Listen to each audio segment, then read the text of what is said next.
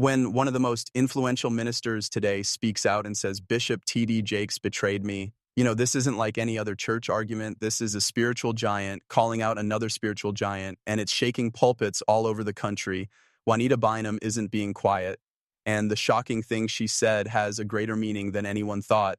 Do not leave me now, for what I am about to say will forever change how you see two of the most important people in the church world. Bishop T.D. Jakes and Dr. Juanita Bynum were seen as two of the most important people in the Christian world for many years. They both had millions of fans, changed the way ministry is done today, and left indelible marks on the gospel stage. They looked like a brother and sister in Christ, with a tie that could never be broken because of how much they respected each other in public. But there were whispers going on behind the Polish talks, the conferences that filled stadiums, and the worship videos that went viral. There were whispers of disagreements, fights behind closed doors, and faith slowly falling apart. These whispers have now turned into full-on public comments. There will be no more silence from Juanita Bynum about what she says happened between her and T.D. Jakes. She said, it's not just about betrayal of trust, it's also about abuse of power, manipulation in the church, and the dangers of putting leaders on such high pedestals that no one dares question them.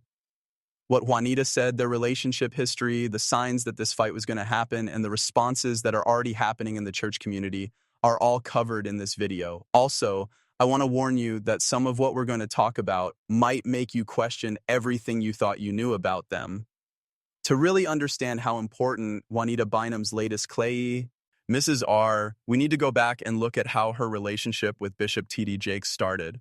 Because there was love, chance, and what seemed like divine alignment before there was conflict. In the late 1990s and early 2000s, Juanita Bynum was already a well-known figure in the church world, but it was her relationship with Bishop Jakes that made her famous all over the world.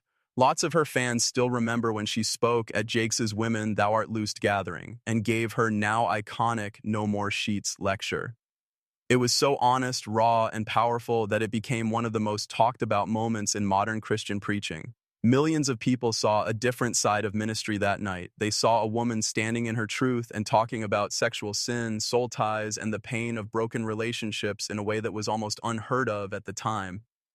In the background of that moment was T.D. Jakes, the man who gave her the chance to speak her truth on such a big stage. In ministry groups at the time, it seemed like they were always together. They showed togetherness by going to each other's events and talking positively about each other in public. Jakes was seen as Bynum's spiritual shield. She was a guide who believed in her gifts when most people didn't know what to do with a bold, unusual female preacher like Bynum. There were, however, holes in the public story as Juanita's ministry empire grew, with best-selling books, hit worship records, TV appearances, and her own sold-out conferences. Insiders said there was tension behind the scenes because of differences about who should get credit, who should be in charge, and where her career should go. Others said in whispers that both of them had strong personalities and that their private talks were not nearly as nice as they seemed in public. Still, they were able to hide any major disagreements from the public for years. They knew how important looks were in ministry and that unity meant trustworthiness to people outside the group. Plus, it worked for a long time. There were early signs, though. The fight between Juanita Bynum and Bishop T.D. Jakes didn't happen in just one day. When you really look at it, the cracks began to show up years before this public speech became known. Some people close to both departments have said that there were small tensions and times when Juanita felt ignored or pushed to the side, even though she played a key role in some conferences and events. People who were there remember small but telling things that happened, like speaking invites being mysteriously canceled, programs changing at the last minute, and her name being left off of promotional materials for events where she was supposed to be a keynote speaker. A casual viewer might have thought these were just small mistakes or just normal church business. But in the world of high-profile ministry, where looks, power, and a public stage are important, these small slights can feel like knives. This part is even more telling. Reports say that Juanita started turning down some of Bishop Jakes's offers to future events. People who knew her well say that she did it behind closed doors because she didn't feel appreciated or valued anymore. In public, she would give nice reasons like scheduling conflicts or personal obligations. She didn't want to go on stage where she thought her voice would be harmed. Then there was the event that made today's blast possible. At a certain conference that was highly promoted under Bishop Jakes' name, Juanita was reportedly promised a certain amount of time to minister. On the actual day, though, That time was cut in half, and another well-known speaker took its place. Whether she meant to or not, that choice hurt Juanita a lot. It wasn't just about how long someone was on a program, it was about the message it sent, which was that she wasn't important anymore. That was the first crack that people in the church could see in what HL had been a strong spiritual alliance. The gap only got bigger from there. Many people thought that Bishop T.D. Jakes and Juanita Bynum had a lot of respect for each other for years, especially after her fiery "No More Sheets" sermon on his stage made her famous all over the world. Even though they smiled and shared stages, there were whispers going on. There were whispers among those who knew them that their relationship started to fall apart when personal pride, church politics, and money issues came up, and so on. The church world may look like a spiritual battleground where people fight the devil, but the real battles are often between leaders. In this case, money and power were the battlegrounds. For a long time, people who know about the situation have said that Juanita was suddenly pushed to the sidelines at high-profile events where she was meant to be the star. This wasn't because of a scheduling conflict. No, according to people who know, Bishop Jake's team thought that her rising fame was drawing too much attention to the bishop. It's an old story in the ministry world. Two powerful people, both anointed and skilled, who draw huge crowds. Then all of a sudden, instead of working together, there is quiet competition. But here's the catch. Juanita didn't just stand there and take it. Not at all. You already know how brave Juanita Bynum is. During interviews and speeches, she started saying small, subtle things. She didn't name names directly, but people who had been paying attention could figure out what she meant. Words about deception, leaders who smile at you but plan when you're not there, and people who use your calling for their own gain and then throw you out when it's no longer useful.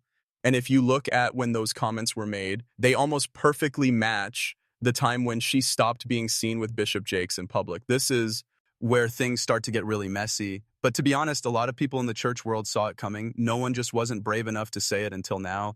For years, rumors have been going, but if you look deeper, as some of his former students have, you'll find claims of control, job manipulation, and keeping people out that sound a lot like Juanita Bynum's own experience. According to people who know about the situation, once you're part of Jake's ministry, he has to approve of everything you do, from the events you go to and the ideas you can talk about. Some people say it's more than just spiritual covering, which is what he calls it. There's a sense of pride in the job. If you try to go against the rules or speak out against the system, you are quietly pushed out of the center.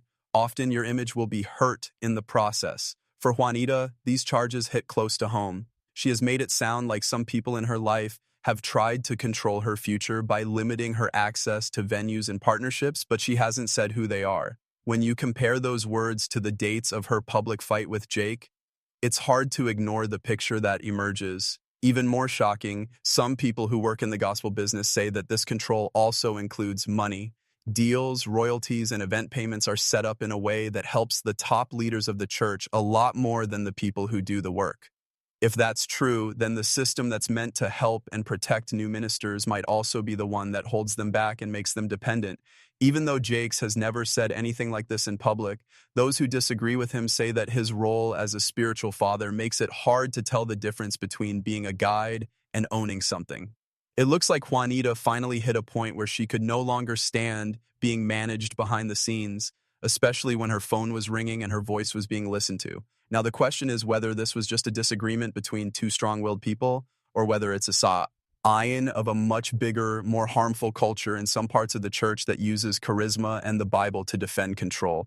Because if what Juanita says is true, this is no longer just about her and Bishop Jakes. This is about a system of power that might be having an effect on the whole gospel world without the audience knowing it. When Juanita finished her statement, it was clear what she wanted to say. It wasn't about small fights or hurt feelings. She said Bishop T.D. Jakes was not being spiritual and was using the pulpit not as a holy place to change lives, but as a place to get power, money, and an untouchable image. The moment she told everyone everything, the internet world went crazy. The internet became an inferno. There are live streams on Instagram and TikTok, prayer groups on Facebook, and heated commentary feeds on YouTube that break down every word. There were strong supporters of Bishop Jakes who said that Juanita was hurting the body of Christ by talking about her private problems in public. On the other hand, some people said, finally, someone with the guts to say what's really going on in today's megachurches and leave no room for doubt. Juanita did more than just say bad things. She asked people to do something